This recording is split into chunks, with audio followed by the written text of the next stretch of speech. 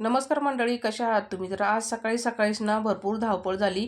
कारण की ना रात्री झोपताना अलार्म लावायचा विसरून गेले आणि सकाळी उठते तर 6:30 वाजले घड्याळामध्ये. आता मेसमधला एक डब्बा आणि माझ्या मुलीचा डब्बा होता. कसा पटकन उरकन त्याच्याकडेच लक्ष होतं माझं. मग काय केलं, झटपट शिमला मिरची घेतली, कवळ्या लुसलुशीत होत्या चांगल्या. नंतर स्वच्छ धुवून त्याला चिरा मारून घेतल्या. कढईमध्ये शेंगदाणे भाजून घेतले.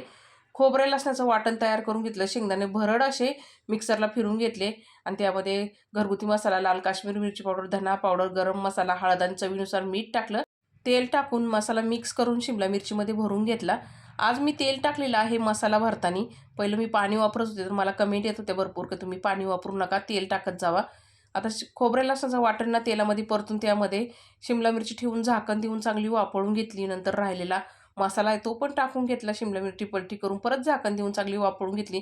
तयार झाली झणझणीत आपली शिमला मिरची. तुम्ही कशी बनवता कमेंटमध्ये नक्की सांगा. धन्यवाद.